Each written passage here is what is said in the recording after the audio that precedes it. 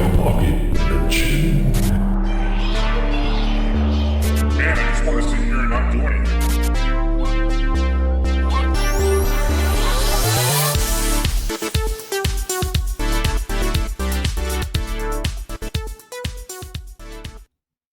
Oh, That's right. quick cut. I didn't mean for that to happen. I didn't mean for that to happen. It's supposed to fade out. We're Sam Raimiing it tonight. It was like nothing. Nothing. Yeah, Incredible. we can fade that out a little bit. I can also make the end of it longer if we want to fade it out even longer.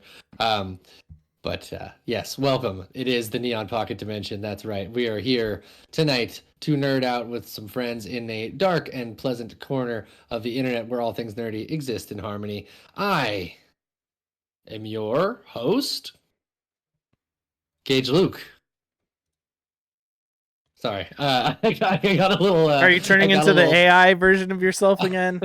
No, it was actually more like Star Trek, Captain, not Picard, the other one, William Shatner. There he is. Pre-flight. Pre-flight. Exactly. And with me is the tall man who does our shorts, the sensational strategist, the sensational. I said sensational twice. Sensational Steven Singer, aka the Singer Bro. What's up, dude? You're muted. That's a really quiet And voice I'm you on got fire. there. Perfect. Arturo Robo Bartender in the chat says I prefer Captain Cisco. I like Spicot Bacula. He was cool. Nice. I like the when Captain Cisco did that episode where everyone had to wear thongs and then they shot that music video. Right. Yeah, exactly. That we'll never forget because we're cursed. We're cursed. Knowledge. Yes, ironic that the Singer Bro was silenced. It's true. And also with me is the producer supreme, the dungeon master extraordinaire, the only Jesus I pray to, Jacob Jones, aka Jesus. I don't deserve your prayers. How's it going? I'm here trying to produce a show the best I can. Doing great. Let's hear some fun noises. Let's do this one. Not taking the hobbits to Isengard! That's a good one. To Isengard. This one goes out to the homie Neo Aoshi. Metal Gear. That's a good one. Here. And this one just goes out to everyone. But in the meantime, rest well and dream of large women. Oh man, I love that movie. I might have to throw that one on. It's kind of a holiday movie, even though it's not based around Christmas. Mhm. That's great. You know what'd be good is just like a little clip of the music when he like believes in his father's sword and he closes his eyes and hits the button. In what? Just that little in The Princess Bride. It's the button? Yeah, you remember they're in the woods and they're looking for the torture chamber where the main guy is being held. And he's like, he prays on his father's sword, and like that beam of light comes down, and the music starts playing, and then he just clicks the knot in the tree. That's and right. It opens where he's like walking. Yeah, exactly. Yeah, I remember that shit now. You're talking about Inigo Montoya. How could you forget his name? No, I didn't forget his name. I forgot the main guy's name. Dread Pirate Roberts or whatever. Wesley. I guess. Wesley. How could you forget that part though, Jacob? No, but I'm just saying he's like the guy, and he's got the sword in the forest. And I'm like, yeah, okay. I just didn't. I mean, I'm thinking Lord of the Rings. Like when fucking what is his name, Boromir dies. That shit's fucked up. That's what a great scene. It's a great scene. Sean Bean, Sean Bean is the best of dying. He is Undisputed best. It's true. He dies in pretty much everything. Oh man, Yeah. I just rewatched that Game of Thrones not too long ago. I've been doing a Game of Thrones rewatch, but that's the topic for another time. That's intense. What are we doing? What are we doing tonight? We are just WYBNOOing. That is right. We are. Whoa, that's heady. Foxy Steve says Sean Bean dies for a living. Sure does. Poetic. Sure poetic. does. Yep. Like that. But what are we doing tonight? We are catching up. Last week was our 100th episode, so a little bit of housekeeping for you. We did that 100 episode. I put out a shout-outs video that was featured on that 100 episode, so go check those out. Those are on youtube.com/@Neon Pocket Dimension, where you can check it out. It was a really great episode. Thanks to some people who are in the chat tonight for being there.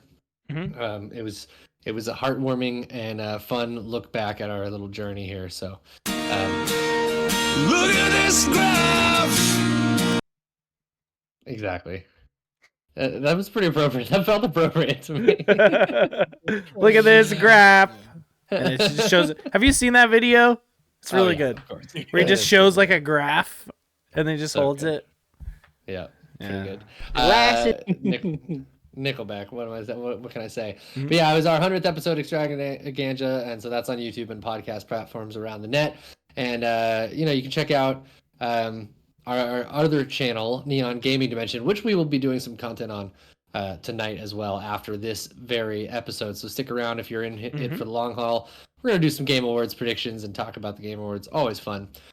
Which are tomorrow, which means that also if you are a fan of us and you want to watch along the Game Awards with us, we're going to do a watch along tomorrow, 4 p.m., 4:30? Starts at 4:30. Oh my God!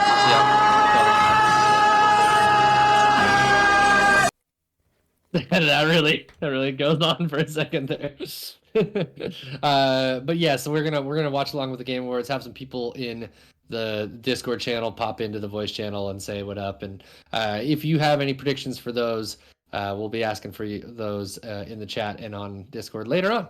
But in the meantime, today we are just gonna be catching up since last week was all about our journey through the podcast land together. We didn't get a chance to fully nerd out on what we've been nerding out on, and it had been a couple of weeks before that, before we had like really talked to each other about what we've been doing. So I wanted to gather the fellas and talk a little bit about what we've been doing on and what we've been nerding out on, which is our one of our staples here at Neon Pocket Dimension. So without further ado, should we get into the WYBNOO? Sure. It's that time of the week for the nerds and the geeks. WYBNOO. What you been nerding out on? It's been a week, 7 days, and we got much to say. So take it away, no further delay.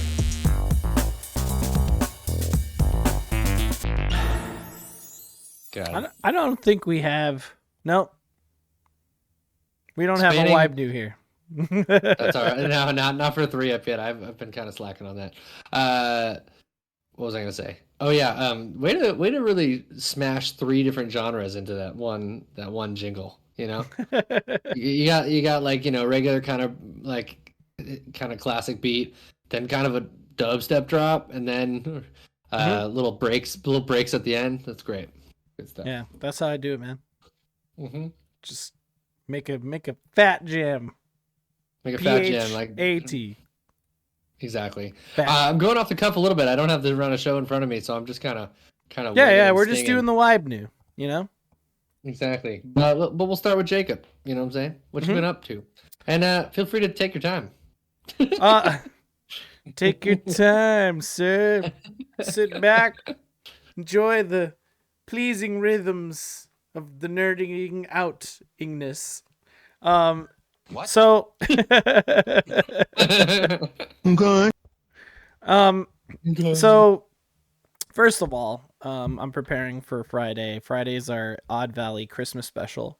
Yes, that was something I meant to mention in the housekeeping. I forgot. Sorry. For this year. No, it's cool because I was going to talk about it anyway. So like, I'm planning an episode that I'm calling Krampusnacht. Krampusnacht.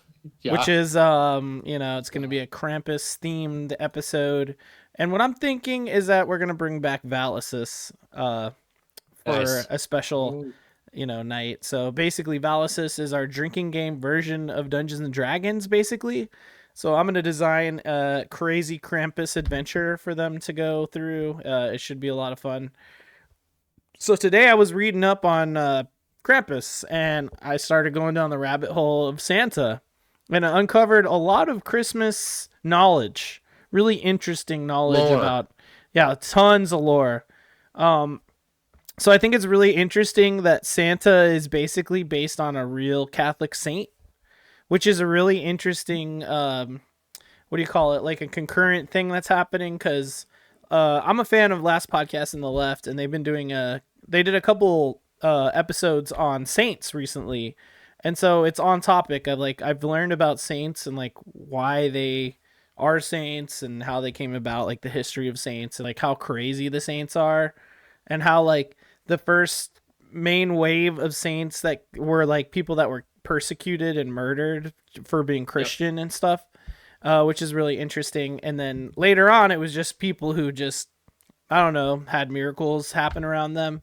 And so really interesting thing. And this might spoil a little bit of what happens on Friday. I probably won't even use this one, but it's just such an interesting fun fact.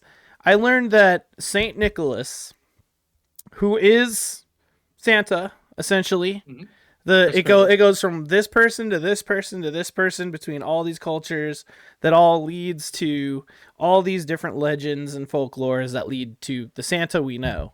But it all starts with this Saint Nicholas guy.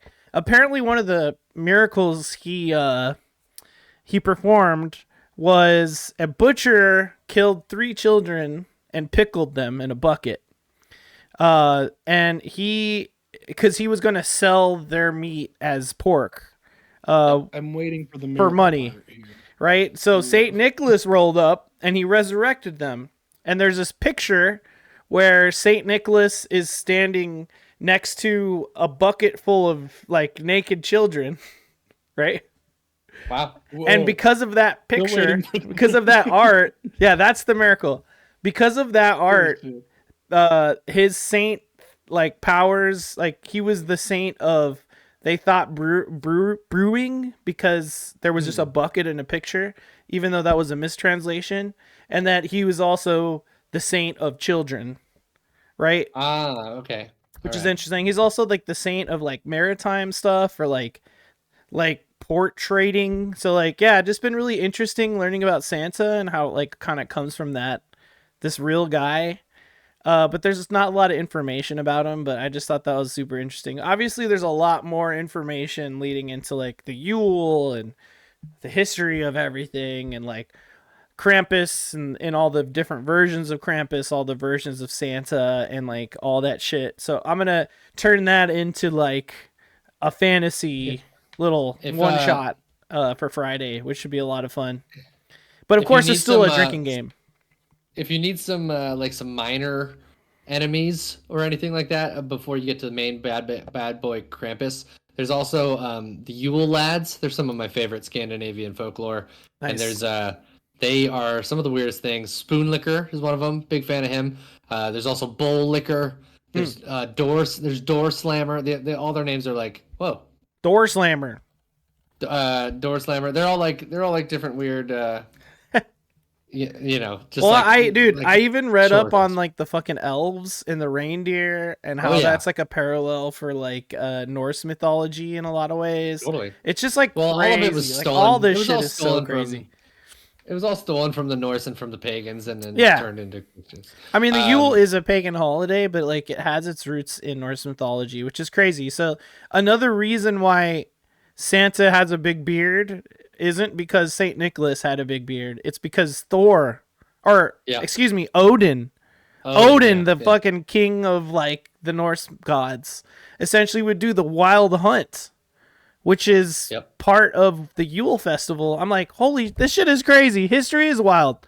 Everyone's just like, Santa Claus, he's gonna put coal in my stocking if I'm an asshole. But it's like, bro, you don't even know where all this shit comes from, man.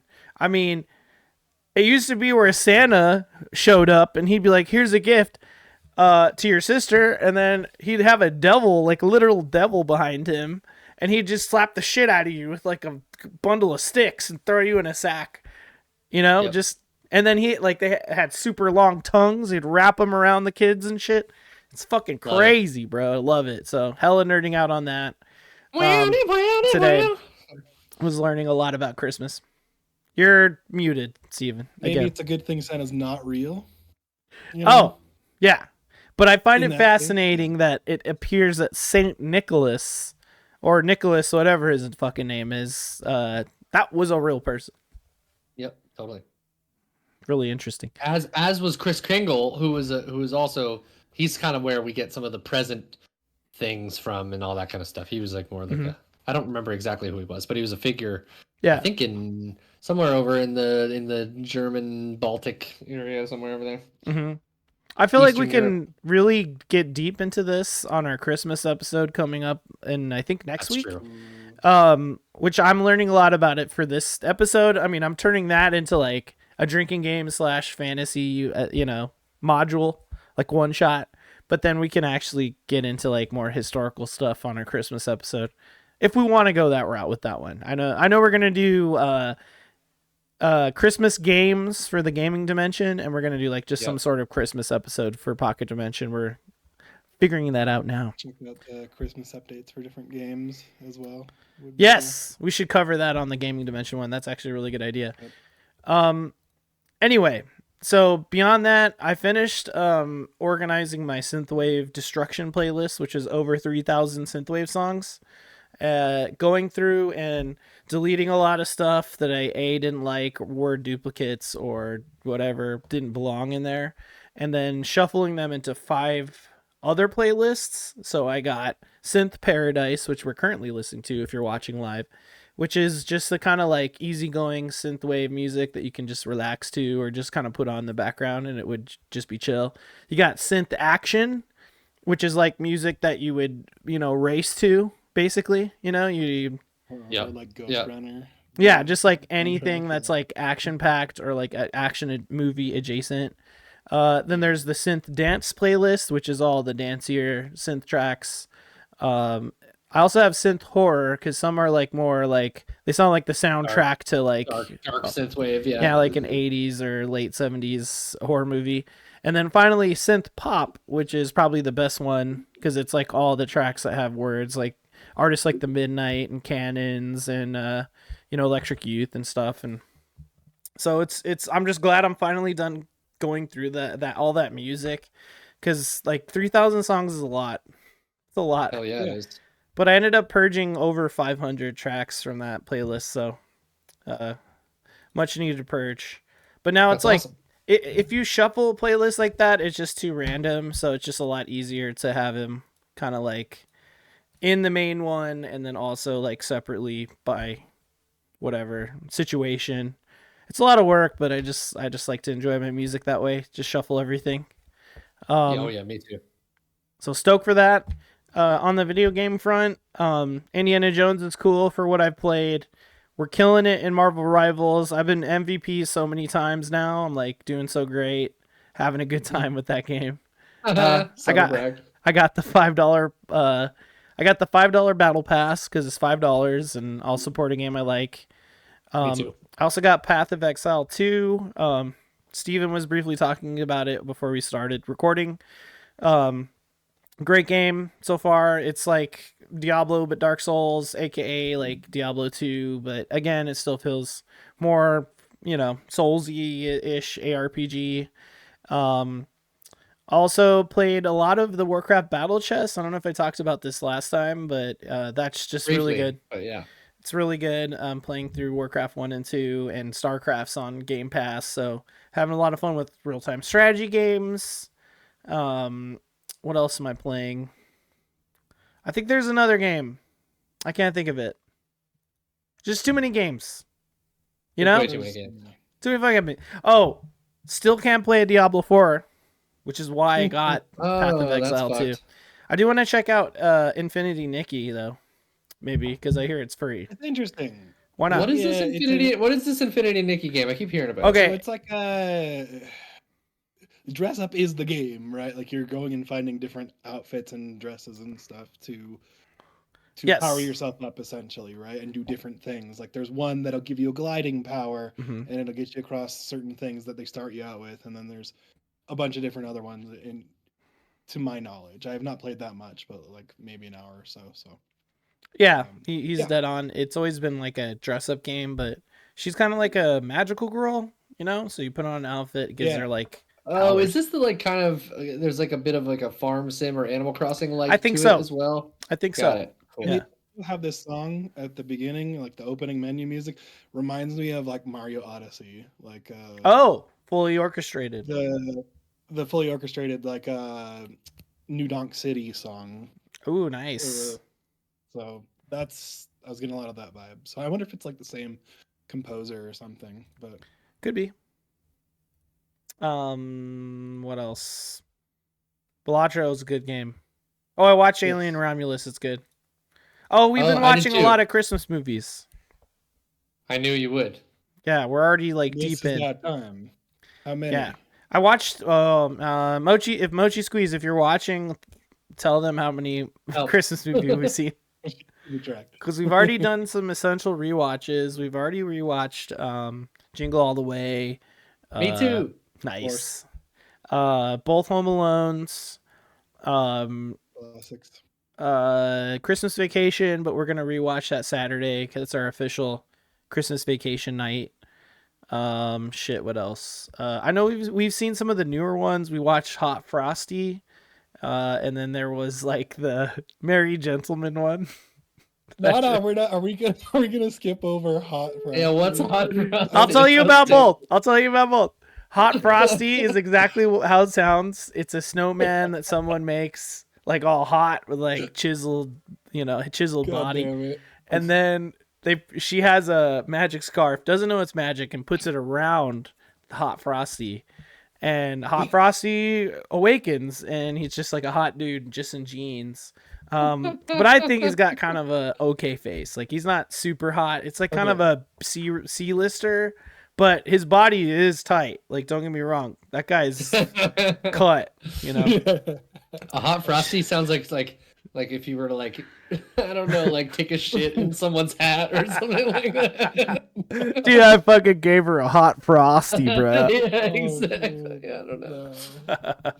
It's like slapping her ass with an ice cube, and then doing something else illicit afterward. Oh man, I'll take it halfway there. I'll let you guys decide in your heads. You can go wherever you want. That's too You win. Perfect. Yeah, so that's Hot Frosty. Again, it's just like another Hallmark movie, but at least that one there was some gags. Also, there was a movie called The Merry Gentleman, which was another Hallmark style Netflix movie that Joy was watching, that I was watching also while I think I was doing jerky, which I saw. I've already started the Christmas jerky. We've done one full set of the jerky. I have a full ass gallon bag of jerky right now, but I make jerky every Christmas for the family and friends and stuff. Fucking Merry Gentleman is about male strippers. It's like the low budget Magic Mike, but Magic specifically Mike. like I've seen a theme here. yeah. Hot Frosty. Yeah. Just But she's like, can we watch all the ones with hot dudes in it? yeah. I mean, why not? Well, she right. put the Merry Gentleman on, and I was like, all right, what's the hook? Because this looks really bad. Like there's no like hook. She's like, it's about male strippers, and I'm like, okay, all right, you have me now. And it was really bad. Yeah. It was super bad.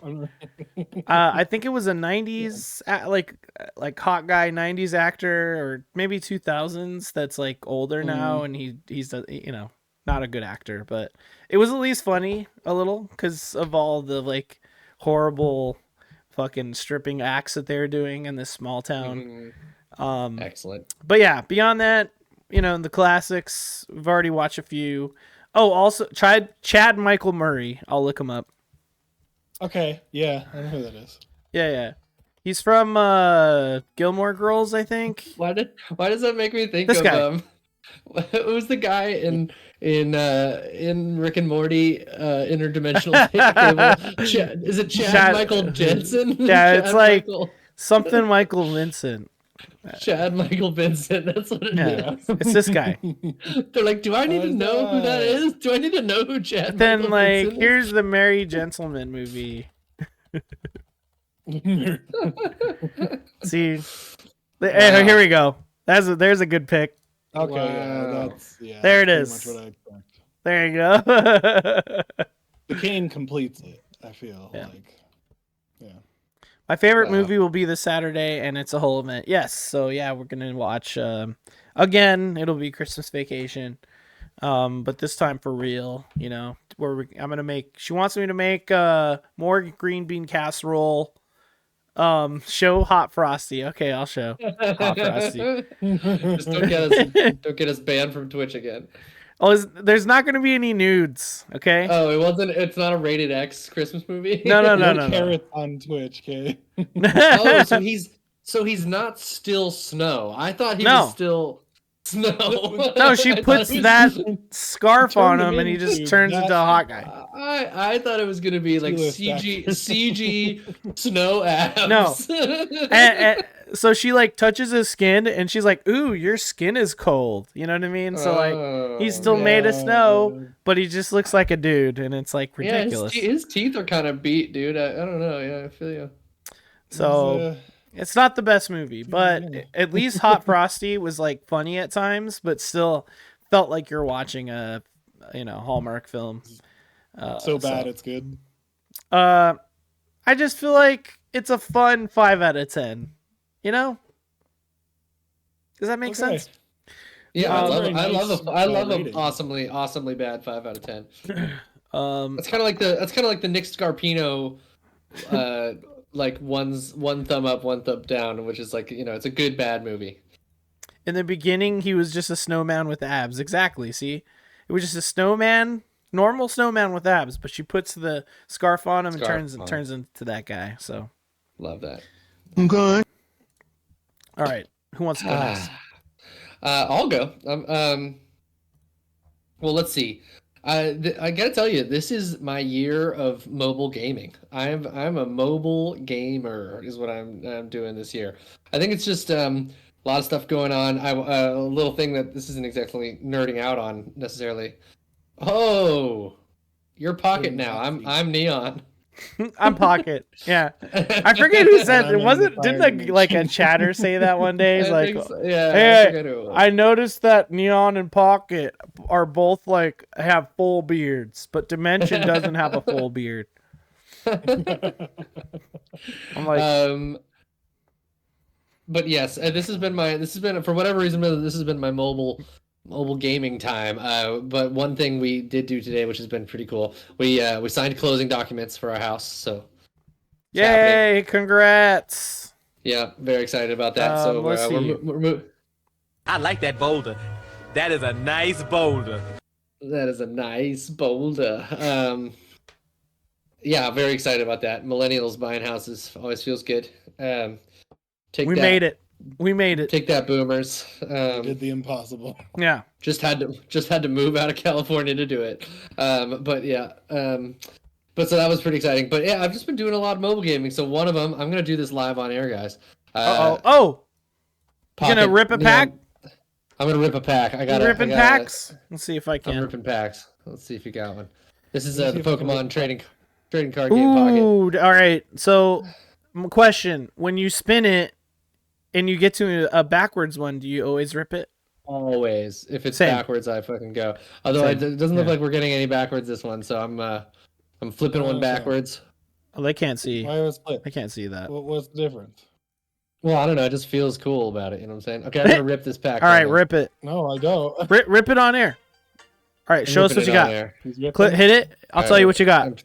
Okay. Thank Oh, you got a Raichu. All right, that's pretty sick. Let's see what else you got. Magikarp. Yep. Magikarp. Splash attack. Splash attack. Oh my god, I thought I did it. Okay, by Sharp. By Sharp, yeah. Nice. I got a lot of those. Yeah. All right, Okay, it's not okay. working. No, I'm Ponyta? I have way too many Ponyta. I have like 13 Ponyta. Yeah, get the flare, dude. You got to get the flare. Oh no, and I get the flare. Even regular so- Pikachu. Regular Pikachu. Regular old Pikachu. Well, hey, I can evolve it into that Raichu that I got. There you go. I did get my Mew the other day, so that's pretty exciting. I noticed. Very yeah, cool. that's pretty Very exciting. cool. I got an Ekans.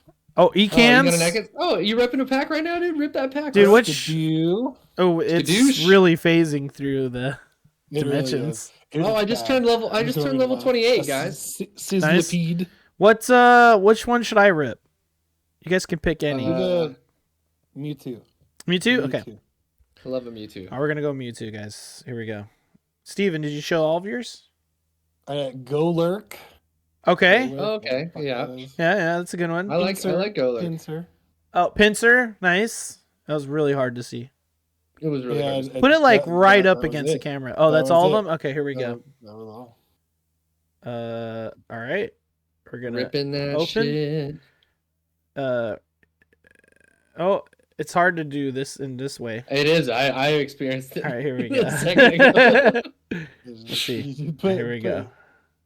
Oh shit! All right, we're gonna spin it like it's a fucking revolver. You know what I mean? Carousel of All right, here we go. Austin This one right here. I like that one. Those All right. listening, he's tearing the pack open. It's hard to do that. It's really hard to do that part. I had to flip it to do it. Yeah, he missed it. I had to do it in front There. of myself. There it is. Oh, we got Venonat, Venonat. Porygon, Yeah. Woobat, Slowpoke, Rhydon. Nah, nothing new. Right on. Nothing new, but Rhydon's good. Rhydon's good. Well, I think I only. There you go. Yeah, And this is why we like this game. Just so you guys know out there. If you're- Yep. Gotcha Wondering. packs. It's good That's shit. it. Nothing. But No, yeah, no money spent. There's a battling challenge going on right now, or event going on right now. Dude, you know to what we win, should do one day is just do show and tell of our binders, because I've set up some funny ones. Absolutely. I have I one also with have like some just interesting a ones. whole bunch of duplicate cards, That's fun. which is hilarious. Yeah, I've got like the ones I'm taking seriously, and then the kind of funny derpy Pokemon ones too. Those Yeah, are you're fun. like, here's all my Magikarp right here. This is Yep, only Magikarp. exactly. That's great. But yeah, so I've been having fun with that. Then I have been playing a fuck ton of Slay the Spire on mobile. It is just not healthy. But it is very fun. Computer It's one of load those up, things celery where- man, please. that's such a good video. Oh man. But yeah, I've been doing a lot of that. I have a question for you guys. Yeah. How do I you don't fully spoil it for me, but if I'm on the money, let me know. Do I have to beat the game to unlock the fourth character? That's a direct question. It is. Yeah. I don't know. Okay. I don't know if because I never or if made it that far. Or if I unlock all of the unlocks for all the other three characters, is that what opens the fourth character? I guess what I want to know is should I be focusing on beating the game with one character, or should I be leveling up all of, or like not leveling, but like getting all of the other three characters to full? Get all of acid? the unlocks is what I'll say. Focus Cool. on getting the unlocks. Cool. Okay. Deal. Nice. I've never beat that game, so I don't know. I have no I- fucking idea what the answer is. I have beaten that game, but not beaten that game, if that makes sense. Yeah, that makes sense. No, I keep no, getting it to does the, not. I keep getting to the beyond boss and losing. That's where Yep. I keep. That's where I Yeah, keep that's getting. that is a steep difficulty jump. Yeah, in that It's last like bit, I so. just always like. I've been kind of doing like an all-out attack build has been getting me through the easiest. I feel like, Yeah. but then they have so much health that like if I don't have strong defensive or like lots of block attacks at that point, then like midway through that fight they just start doing incredible amounts of damage and you just don't know what to do. What I will say, what I will say is keep your deck slim, Yeah, totally. but balance So you're just it out. recycling quickly. Yeah. Interesting. Obviously, I like to that. begin with, you want to do like, I would say you focus more on attack to get through this early stuff. Yeah. But then, like, as you start to get comfortable, I'm like, okay, well, I can survive a few fights. Focus more on like defense stuff, right? Yeah. Yep. But another thing I will say too is the first character I beat it with was the automaton. Yeah. Right. Okay. All right. Shimona. Got some crazy combos with automaton. So He does, and it seems like that character probably gets so much stronger as you go. Yep. The thing is, I don't really like playing as the automaton. I don't really like the whole managing your spheres and stuff. But I feel you. I do end up. I don't know what to tell you about the fourth character then. Oh, okay. It's probably, yeah. That third character is the one that I was really vibing with, but I typically like a character with a lot of like randomness and like Mechanics are madness. completely not straightforward. Yeah. Yeah. I really like the I forget what he's called, but the like poison like The- rogue. Thief? Oh yeah, Yeah, that's cool. yeah. Deep. I forget what he's called. He's like the defect or something. Not the defect. He's called like I forget what he's called. Yeah, I can't remember, but it's basically the thief. Yeah. But I've been doing like poison builds with him, and it's just really fun to like just stack poison and then just like wait, and then they just all of their health just goes down in like one thing. Pretty fun. Anyways, that game's awesome and it's totally addicting, and I love it. It's a great time. And it's gotten me thinking about making my own or our own game, maybe, because it's really. Dude, you want to talk about making games? I have like 20 up here. All board game, card game. I have so many fucking ideas, man. Totally. So this is that when I'm playing Slay the Spire, I can just like see exactly what would need to be done to like make a game like that. And so I like or like just plan a game like that. I couldn't actually program it. I don't have the skills, but there's a reason why a lot of indie games that ever since certain card games kind of hit have all been roguelike card games. There's like a bajillion now. You know what I mean? Because it's something you could do. Circle of Pain, right? You ever heard of that game? Yeah, I have. Amazing. If you've never heard of it, you should check it out. The first time I played it, it immediately clicked, and I got like super far, and I was like, "This is good," but it was very simplistic in like a good way, easy to pick up, but like it takes some strategy. There's just so many card games out there. Not to mention just in the board game space, like in the tabletop, like just board game space in general. Deck builders are massive. You know what I mean? Cards are so in right now. No matter what it is, they're like it's such a translatable medium, right? Everyone kind of gets like how to do that, like you know what I mean? And it's a good gameplay mechanic that still keeps it feeling like sort of like active, even if it's even though you're not doing like an action game, you know what I mean? So yeah, but a new FPS will come out and they're like, equip your cards. You have a deck of 3 cards. It's like fucking everything is cards now. Yeah. Everything. I know. You have a Neon White suggestion if you do like Slay the Spire, Monster Train. Oh yeah, I've heard good things. Another really good game. Good things. Hell yeah. I would highly recommend that game. Very good. Does that game have some sort of like Pokemon-esque element to it too, or no? Or is no, it like evolving creatures? It's like it's almost pseudo tower defense, right? Yeah. Okay. Cool. You're kind of placing units to defend your core at the top of your train core, the little sparks that's keeping the train going, right? The hell train, and the angels and everything are coming to attack you and destroy the train because they're against it. Cool. Yeah, it's like you have to put the monsters on certain levels of the train, like in strategic spots to be able to repel the enemies at the right stage. Because what happens is like on level 1, they'll attack, and the next turn they go to level 2, and then, no matter if there's a guy or not, they just go to the next one. So you have to like, it's like tower defense essentially, but that's kind of how it plays out. But it still also feels like it's a card game, a card game. Yeah. And also a board game because you're going on like a map that looks like a board, right? Right. And you're selecting different paths, and that's so cool. Yeah, everything is Slay the Spire now. Or was that the first thing that had like the pathway between levels? From like, you can choose this way, and then it branches out, and then what's the first game that did that? Like a roguelite progression. Yeah, I could say maybe it is. Maybe Moonlighter too. No, not Moonlighter. Although Moonlighter 2 is gonna be sick.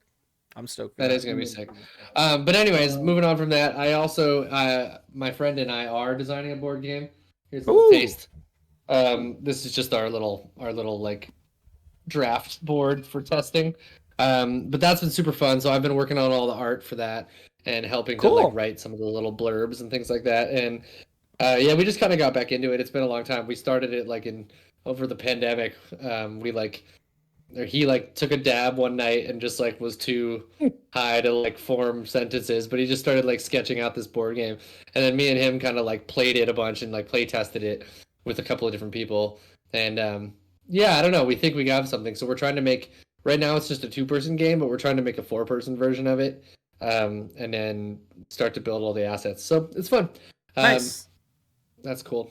And last but not least, and I'll segment over to this just because, well, I guess Jacob, you already kind of talked about it, but yeah, Marvel Rivals has been just really, really fun.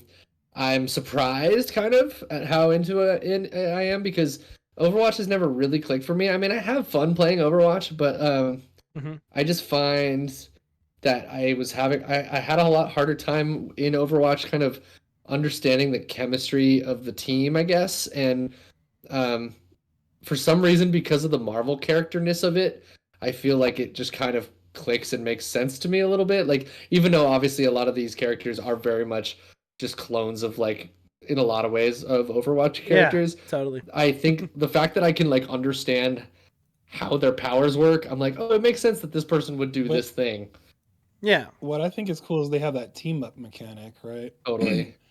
You can request somebody to team up with you who pairs well with that character, right? Yeah. We had you as Jeff riding on Groot last night, and then we were all spider powering up each other at one point. It's pretty good stuff. Yeah, I actually finished that one mission that I was trying to finish with Penny Parker. Nice. Thank God. That was like the worst mission ever. It's like you have to get okay, so I think that I forget who I was playing with. Oh, Dex summed it up to me, and it actually made a lot of sense after he said this to me. He said, like, Penny Parker is really good at locking down an area, like defending a point. Like, she's good because she can drop down her, spider drone, which will then like slowly heal everyone and give everyone like armor in like the area. But then if you're like on a point that's moving, that's when things get weird. Yeah, like you keep setting up like a domain that moves and it's not moving. You have to keep blowing it up and putting it down. And she doesn't have like a shield. Like, I feel like if you're approaching, you need some sort of barrier. Like, even Hulk like can put up a bubble shield around him to do approaches, or he can like leap around. Like, she has no mobility. Like, there's no dash, nothing. All she can do is just like run up the wall, but that's it. Yep. I get mad kills on her even as like Rocket, because like she's just like a big enough target, and if she's just running, like I can just it's just like so I see that. I have never played as her. I gotta try it out. Yeah, she's not bad, but like I feel like she's a good second tank or a good like defensive Vanguard, essentially. She's like a diva, basically. Well, even Diva had a shield, like, and mobility. Like, Diva would have jets where she could like fly, and her fly, if she could boop you, she could push you. Yeah. And then also Diva had a right click or a alt fire or whatever that wouldn't put up a shield. No. The mini rockets was, I think, F on the keyboard. It was the right click, which would put up this like essentially like vacuum, if you will, that any like projectile that would come into it would delete it. It would just fully delete it. It was just like a field, like a cone field in front of her that would only be active for a certain amount of time. It didn't have health. It was like on a cooldown. Any projectile that goes into it, she just gobbles it up, and that would include ults. So she had a defensive move, but Penny Parker does not have that. All she does is puts down a drone that creates a webbing area. She has another ability that like anchors her down to the ground, but will put more webbing down. And all the webbing does is like give you health per second. And then she can like tie people up to stop them for a second, which is really good. I get kills with that where like I wrap people up and then everyone focus fires one guy and then they die. So that's really good. And she can drop down mines, but that's all her ability. So like if it's just Penny Parker as the tank in the front and she's not getting heals, she doesn't have a shield, she doesn't have a way to get away, she can't eat up bullets or anything. The fuck is happening with my camera? Then she just dies. but she's good for certain things, you know what I mean? So that's all I have to say about Penny Parker. There you go. But yeah, I've been maining between like Rocket and Iron Man, and I thought I was liking Venom as a tank, but then I looked at my stats for all my matches as Venom, and I was like, ooh, that's not very good. So I'm in search for a new tank now, is what I'm Magneto. Yeah. Magneto or Doctor Strange. They both can put up a big shield. So they're pretty legit. Also, if you can handle being super mobile, and not just standing in one spot and just blocking all the time, but running around, jumping, punching, throwing shield, whatever. Captain America. Excellent Vanguard. Typically when I play Vanguard, I switch to Vanguard or I switch from a Vanguard to Captain America when we're losing. We suddenly start to win because I'm like jumping up, smashing, throwing a shield. Then I can block as well. You know what I mean? He's actually I think pretty good. Yeah. Nice. I'll check that out. I'll do some practice with him because he seems like he's got a lot going on, but that's cool. Yeah, my tip for everyone out there trying to play Marvel Rivals is just learn one of each type of character. One good Vanguard for you, one duelist, and one strategist, so that you can at least fill like one of the roles that you need that's lacking on the team. Yeah, that's what I wanted to do, and that's why like Rocket is my guy. Like, and I do really well. I'm at this point when I play Rocket, I get MVP a lot because I do big like the heals are so easy, and you can be running back to the battlefield and just shooting heals like up into the air, and then they start targeting people. You know what I mean? Like I'll just shoot them like towards the battlefield, and people just sort of like, oh, thanks. And then I just love his alt where he just powers and heals everyone up. It's pretty cool. And giving like people like there's certain team members can spawn in his little like he puts a spawn like close up to the battlefield, which is awesome. So like Iron Man will always come back. It's I think it's called a resurrect drone or something. So like if someone dies around it, they just come right back. Yeah, it's pretty great. It's pretty great. And like anyway, so I loved him. And then Iron Man, I've started really lock down Iron Man's rhythm. There are certain characters though that like Star-Lord, for instance, can just fuck up Iron Man so fast. So it depends. Probably any hit scan style character, which hit scan in Overwatch was just a term for like point and shoot. So that would be Punisher, or that would be what the fuck is his name? Winter Soldier. Just the guys with guns that just shoot at people. Shoot at a direct way. We'll fucking take down a flying character like that. Totally. The thing about Punisher is if you can get behind him, like, or if he's in a turret, you can get out of his way, and then you can destroy the fuck out of him. If you can get right up next to him as a melee character, and he's in that turret, he's fucked. Oh yeah, totally. Wolverine. That's the thing. That's one thing I've been wanting to try out. Is I want to see if I can find a melee character that I like. So far, I haven't really. Try them all out, dude. I pretty much tried them all out, and I will say that they're all good. Even Banner is an awesome melee character. I kind of wrote off Black Panther at the beginning just because I hadn't really tried him yet, and I was kind of like zoned in on certain duelists. But one day I decided to try him out because one of the missions on the Wakanda level said you need to get kills with like a list of maybe 5 or 6 characters, and he was one of the picks, and I was like, oh, let's try him out, bro. Black Panther fucking rules. He's so mobile. You're all over the place. You have multiple moves that like jet you far away, out, and you have a spear throw, so you just like have this like AoE range attack, and then you're also Black Panther, so you're like ga, ga, ga, ga, ga, ga, ga, yeah, totally. Yeah, he's really good, dude. If you can get someone to like, if you get focus fired down, you'll die, but that's true with any character. Yeah, love it. Cool, man. Well, I'm really into it. It's been fun to squad up with people, and it seems like the fervor is around it right now, so it's great to jump in this early, like, and ride that wave, because with Overwatch I was late to the party, and so I just felt like I was instantly at such a huge disadvantage, and already like the meta had changed like 3 or 4 times since the game had come out. So I was like, I'm just learning these characters, and everyone's like, don't use that character. I'm like, okay, goddamn it. And everyone's like downvoting you and giving you crap in the chat, and you're like, oh man, sorry. Anyways, I'll leave it there. I've got other stuff, but I could go on forever. That Hansel's so hot right now. Both of those are from Zoolander. That's a good movie. Steven, what you been nerding out on? Marvel Rivals a little bit. I checked it out like a couple matches. It's not much. I think I need to play more to get up on the readability of that game. Yeah. It's very like, it's not as good as Overwatch. I don't think the things happening in the match are as readable as like an Overwatch match. Like, what the fuck is going on? You've got people all over the fucking place all the time. So many different kinds of things going on in general. I could just be getting old. Could just be. No, it's It does feel Steven, I frantic. don't feel It's they're just- signaling certain things well enough to Mhm. counter or to react to in a good amount of time, right? I don't feel like the visual cues are quite there.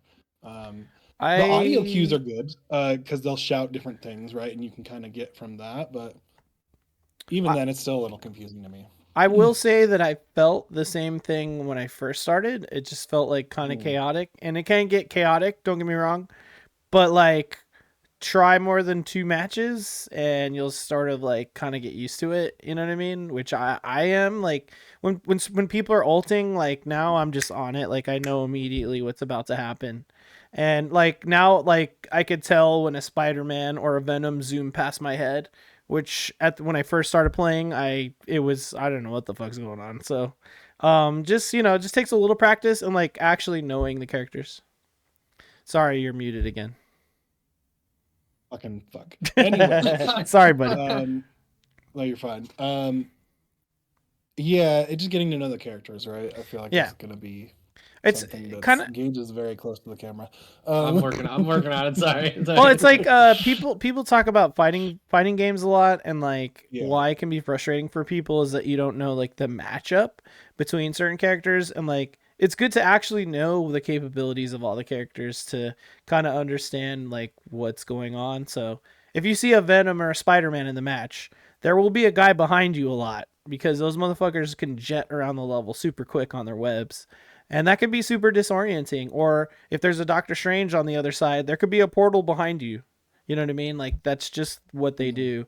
And so like, the more I played, I'm just saying it's kind of easier to pick up on that. But I know where you're coming from. I'm starting to get those telegraphs too, where it's like, Yeah. When I hear it's Spider time, or Yeah, get the fuck away. Hulk, or Hulk jumps in, or obviously I hear like really loud something, I get out of the area. Right? Yeah, for sure. That's but my Overwatch sense is kicking in though. Like, totally. Yeah, I could imagine that like if you know the language of Overwatch better than I do, that it would be hard to kind of unlearn some of that to get into this. Yeah. But being True. a relatively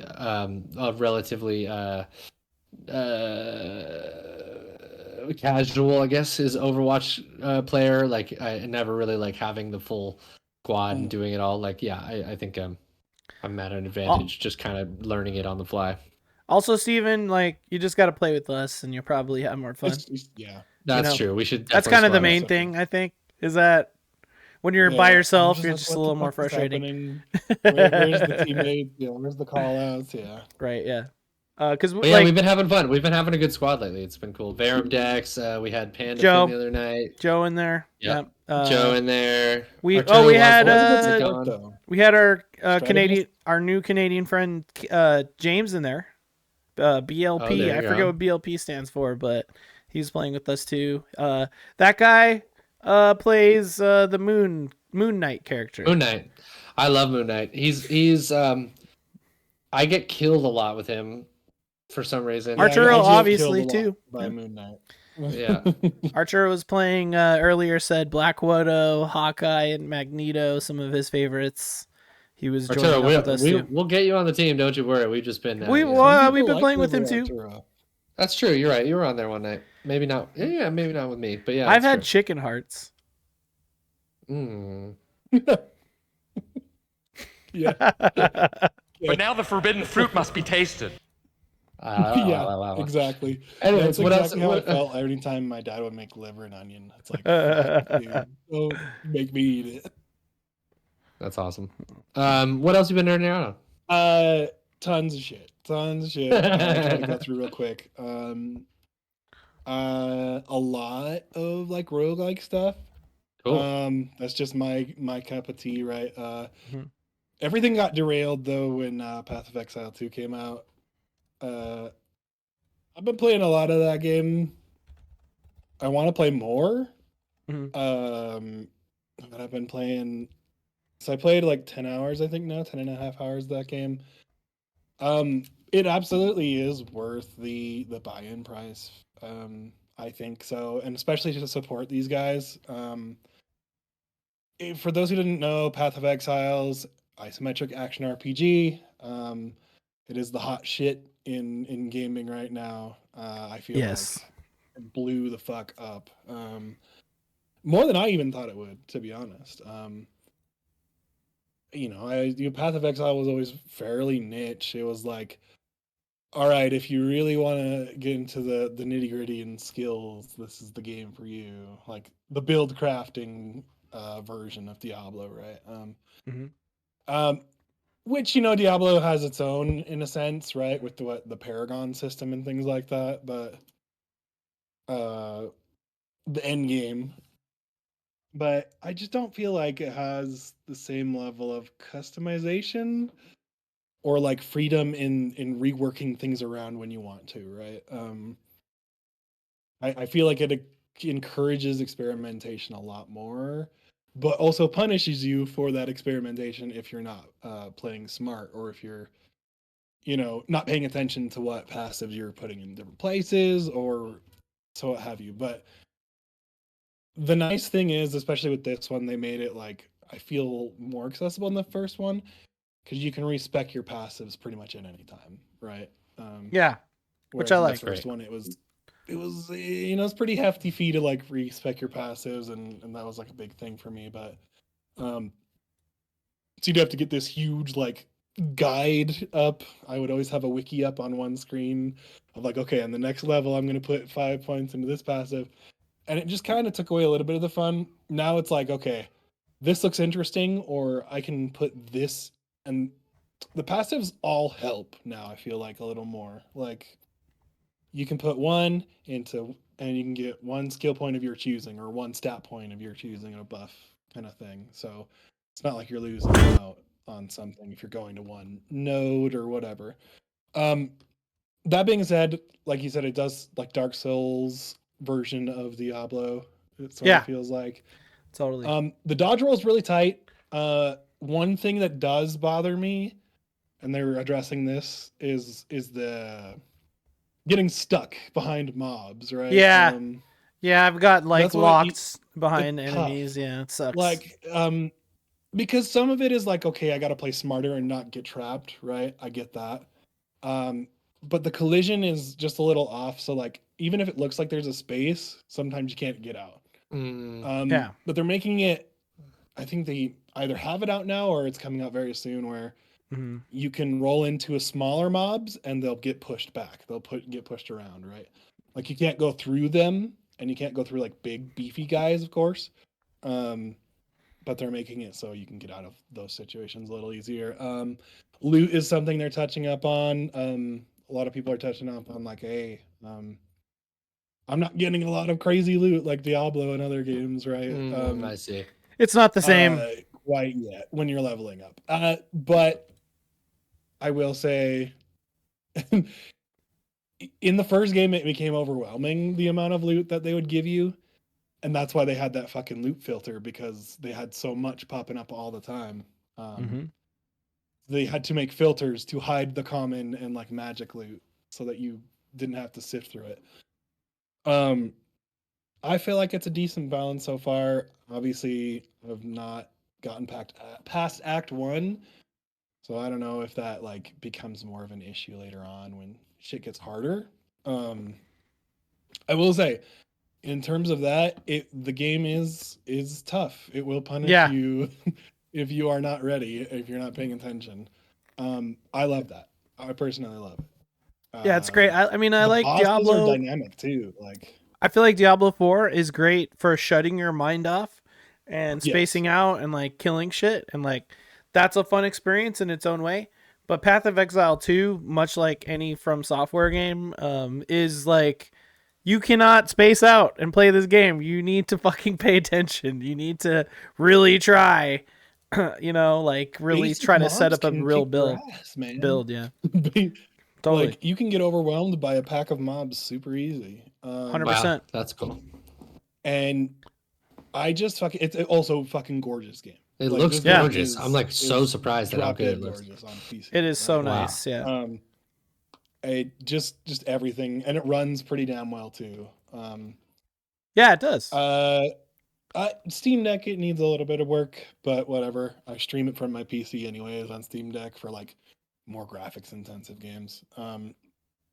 But yeah, it's very Diablo 1, Two, like Arturo was 1, 2? saying. Yeah, 1 has some of like 1 feeling, and then 2 for like inventory management and Yeah. stuff like that, right? Yeah, that makes sense. Uh, and I don't know. I think the maps and the dungeons, they do a really cool thing about randomizing instances. And if you want to grind an instance, like, or there's a boss you're trying to grind or something, you can reset that instance every time you teleport it, so that it randomizes. Oh, that's cool. And things are different each time. So, yeah, I wonder where it's going to go. It's 3 acts out right now, out of like 6, over the next 6 months, I believe ish. They said for early access. Yeah. Yeah, but I saw some I'm guy on interested to see where it goes. some guy on Reddit was like level 81. So it's like, hey, Yeah. three acts, but you're over here like still playing the game like a lot, you know, and you could roll other characters. It's not Oh, yeah. like, you know, a waste of And money. they've got well, they've got plenty of in-game content, is what I've heard as well. So Yeah. yeah, definitely one I definitely want to dig my teeth into. I think I'm kind of holding off a little bit too to try to really get in some of these games playtime. I want to get more into Metaphor. I want to get more into so I played a little bit of that. I want to get more into fucking Infinite Wealth, which I've started. Oh, cool. Nice. So 2 really long games, obviously, but I want to at least get a good chunk into those so I can give my opinion on our like game of the year stuff. Yeah, totally. But Yeah, I'm that way with Balatro- way with Stalker and Metaphor still. Yeah, Stalker I do need to really get into, right? I'm kind of waiting for a little more patches on that one to kind of dive into it, but I can see that. Yeah. yeah, Balatro continues to dominate my mind space in terms of like, might be my game of the year. My who knows? I have Veilguard to finish, and that's still on the back burner, right? So many fucking games, but mostly gaming for me. I mean, we're kind of getting holiday geared up, you know. And so like the Steam Deck has been really fucking nice to have.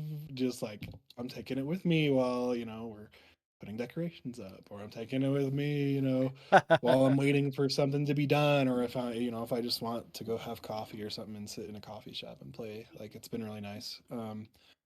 Just like because I work from home, so any excuse to get out of the house now I take, right? So Totally. Nice. and in the winter it's a little tougher, right? And to go for jogs is not the most exciting thing to do in like 30-degree weather.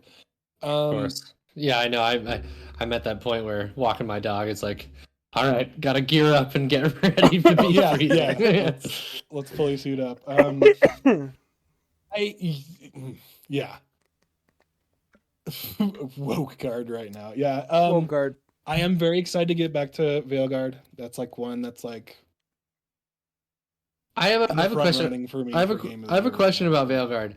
Is from what I'm seeing / what I've kind of been hearing, it feels like it's almost not an RPG at all. Is that kind of the vibe? Is it really much more of an action game? Action RPG. Yeah. In terms of like, but like, is there any role playing? Are builds going to be vastly different? Is there any like? Their builds can definitely be different. I will say cool. There is plenty of customization in terms of builds for that. Because what I find is like it is with me is like, with the exception of maybe The Witcher 3, I find that RPGs in which you're really just playing a character's story that they want to tell you, and that it's less of like an avatar for yourself and more of like, no, you're this person and this is your story and this is what you're going through. Like, I find myself less enthused as like, I don't know, doing the RPG elements of the character. You know what I mean? Here's what I will say: it is your rook. At the end of the day, cool. You have it. You have agency in how very much like relationships play out. Very much how You want to upgrade certain things. I would say you are on the path, Sure. but it's more about the cast of characters that you're going with, right? Got it. How are you going to react As to is their BioWare. story, right? Totally. Yeah. Kind of like a Mass Effect 2 kind of thing, right? Yep. Cool. Very much those vibes is what it gives me. Assemble the team, go on a suicide mission thing, right? There's a lot of those vibes even in a fantasy setting. I don't care what you say. This fantasy Mass Effect, yeah, but it's different enough and it's interesting enough, and I think weirdly enough, the combat is my favorite part of the game. Right? That's awesome. I Yeah, had not not weird have at all. said that about a Dragon Age in the past, but I did enjoy the tactical in Origins, but I don't know. I guess maybe I don't have as much patience nowadays for that stuff. No, I'm excited about the combat element of it because I really didn't get into Inquisition because I didn't really like the combat in that game. You will definitely, I think give this game a try. And as far as the woke stuff goes, like I know you don't care personally, right? But it's so minor and it's so avoidable, right? If you are, for whatever fucking reason, have issue with that, right? If people are making mountains out of molehills, it really fucking bothers me. Like, and it's such a small dialogue path that you would have to specifically go a couple menus down to get to the certain things for this one character people are pissed off about. Fuck you, Tash, Grumps. I think the name is. And it's like just fucking stop. Just calm the hell down. I think what some people or this, I don't think this necessarily correlates directly to the wokeisms of it, but I will say that I think some true Dragon Age fans like maybe haven't gotten into the kind of more like quippy Marvel humor-esqueness of the vibes a little bit, you know what I mean? Which is part of that, maybe. I don't know. But maybe. What I will say is some of the writing doesn't hit as hard for me as Origins. And then other times but I will say I give a shit more about the characters in this one than I did in Inquisition by far, right? And what they think about my Rook in terms of like, okay, do I want this person to like me? And this character has a really interesting backstory here, and I want to see where this is going. Those kind of things. So it's very much a character RPG, right? You are the backseat, you are the driver, but you're not really the focus, right? So it's very good. It's in the running for my game of the year. So nice. I'm kind of hoping that it's going to come to EA Play in like 6 months, and then I'll play it then. But we'll see. Yeah. Maybe I don't really feel like game right now. I don't really feel like spending $70 on it, so we'll see. But Same. Has the new Jedi game come to EA Play yet? Yeah, it has. Nice. Okay. So I think it typically takes about a year. So I might not be playing it until next November, but that's okay. Yeah. It's a fascinating game. Obviously, it's not perfect. There are certain things that just like I don't know. Some of the dialogue kind of falls flat, and then there's some weird difficulty spikes in certain areas that interesting, strange. To be fair, I've always kind of felt that about BioWare. I mean, I know BioWare is a really beloved developer, and I don't disagree that some of their games pioneered the RPG genre and stuff. But I've always found that even though their writing is like, I would say in the upper echelons of game writing, I still feel like it's video game writing, and there's just almost no way around like some cheesy descriptive exposition dumps. You know what I mean? Like, they do a really good job at making you care about the characters, and that's what matters to me, right? So 100%. Cool. Hell yeah. Love that game. That's my WYBNOO. Love it, dude.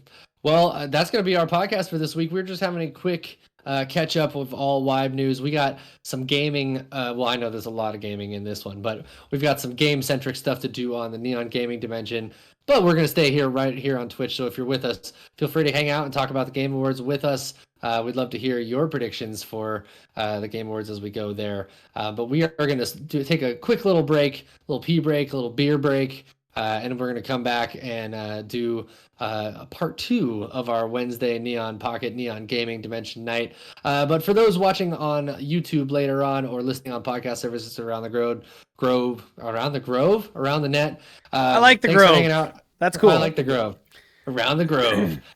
Maybe that's we got to build more lore for this video game that eventually we're going to create. We got to have, It'll be okay. We gotta have sections of the pocket dimension, you know what I'm saying?